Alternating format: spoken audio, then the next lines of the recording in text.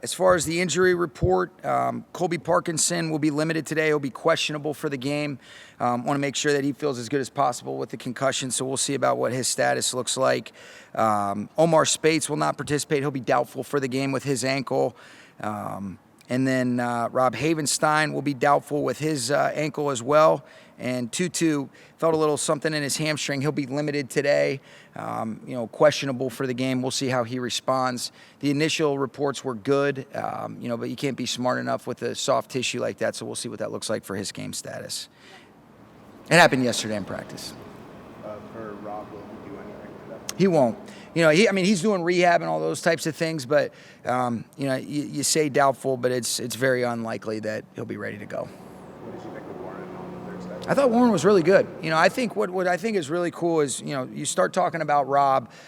I think the first thing that you mentioned that you can't appreciate unless you're in the building every single day, what a great leader and what a great teammate he is in terms of putting his arm around guys and helping them continue to grow and develop. And Ryan Wendell and Zach Cromer and Brian Allen and Mike Munchak deserve a ton of credit, but I think Warren's done a great job of really just putting the work in. He's got a great mentor in Rob to be able to lean on, and I was really proud of Warren. I wasn't surprised, though, because I thought last year when he had to come in and play a bunch of snaps, particularly at the right tackle, he's played well. He's ascending into a good football player. He's earned the right to be confident because of the work that he's putting in.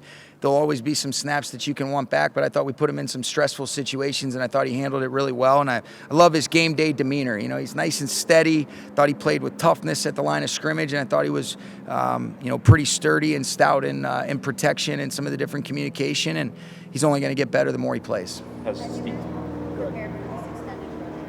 What were the kind of conversations that you had with Reggie and other members of the staff on how to make next week with this long road? Yeah, a lot of those things are, a lot of that stuff, I give Carter Crutchfield a ton of credit, Reggie, Tony Pastore. There's a lot of people that are involved in terms of setting our players up for successful outcomes. And, I have a schedule, but, you talk about where are we going to stay? What's the meeting, room structure? There's so many people, Dan Demetrison, Brendan Berger. Like, to be able to pick up and move your operation is a big deal.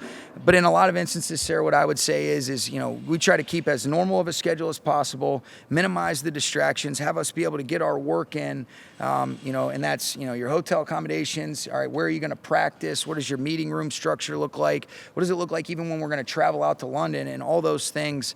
I have an understanding about it, and we collaborate on those decisions together, but I try to be, an expert in the areas that, that I'm responsible for, and my responsibility is to put our players in the best positions to be successful, and that's why you defer to them. And then I'll also, you kind of sign off on some of those things, but that's a lot of conversations and dialogue that exists kind of in the summer. And then those wheels are set in motion. And then I just want to be able to focus on football and making sure our guys have good experiences.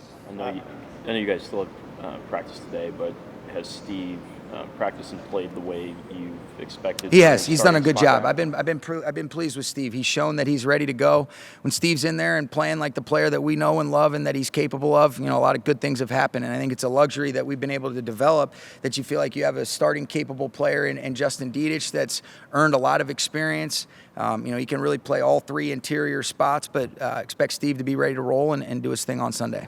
I was asking some of your players how a long trip like that changes or how they have to adjust their own personal kind of things they do during the week. What'd they say?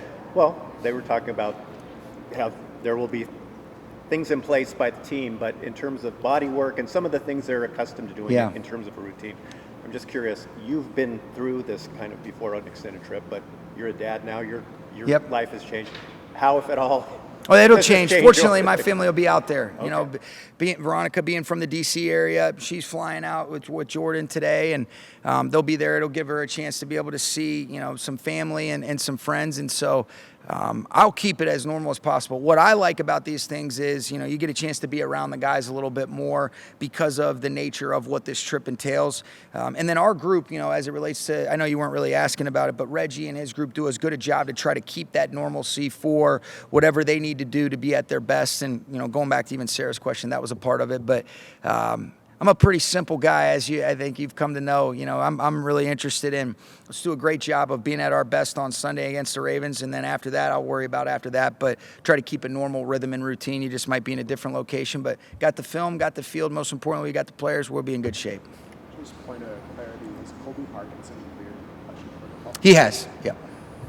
When you talk about just minimizing the distractions, obviously being on the road is pretty much the more team building. Do you prefer that as far as something like that, as far as just being on the road and galvanizing guys and being able to you feel like the focus is better on the road? Yeah, it's hard to say, Nick. I think what I prefer is being around our guys, but I think those are the circumstances that are set forth. I think we've been able to do a good job of coming together as a team in these types of settings, and then it just so happens that this is, we've got a London trip. We're on the East Coast, which is what we had requested, to try to be able to set it up that way just to get the body clocks adjusted. And so haven't done this in a few years. We did it our first year, and then we did it in 2019 when we stayed in Jacksonville and then in Atlanta. And so I love these opportunities to be able to just be around guys more. But what I love about this group and what I feel is we got a bunch of mature guys that their football is important to them, their families are important to them, and being able to do that while also still have that good balance that I think allows you to be at your best.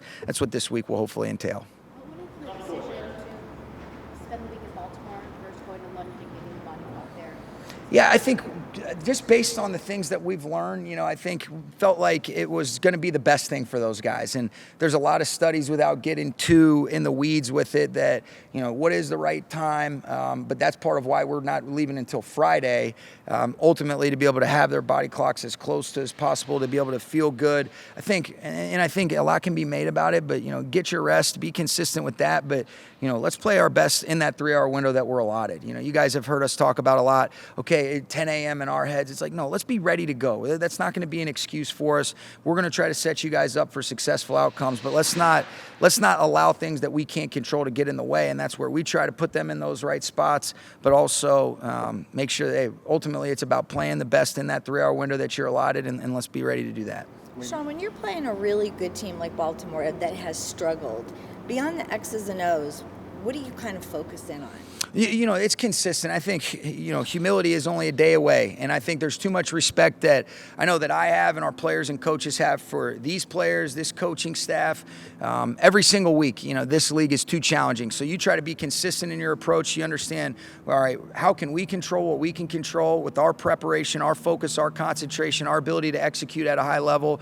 Then there's a personnel and a scheme element to it. But it doesn't change anything other than just the respect that I have for Coach Harbaugh, that group of coaches, the players, and it's a really prideful, very successful organization. In a lot of instances, when you look at them over time, you try to mimic and emulate a lot of the things that they've done at a high clip that I have tremendous respect for. How does the opposition executing trade in the middle of the impact? Not much. I mean, I think, you have familiarity with some of those players, and then you also say, okay, I don't want to chase ghosts, but what are the possibilities that we have to be ready to communicate to our players in the meantime? Who does that move around? Does that affect anything that they're going to do that maybe has been in alignment with what they've done on film? But not too much other than just acknowledging it and being familiar with the guys that could possibly be in the lineup that maybe you're not seeing on the film right now.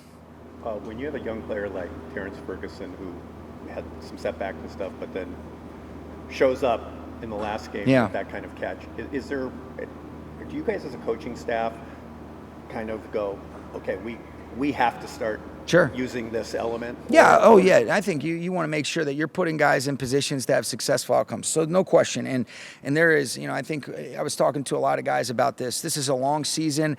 Everything matters, but you want to continue to build guys up throughout, and this will be a little blip in the radar, when you look back on the totality of the season. But how do we continue to maximize it? He's answered the bell with all the opportunities that he's had, been really pleased with them. And, if he continues on this trajectory, the answer is yes, you want to continue to get him more and more involved.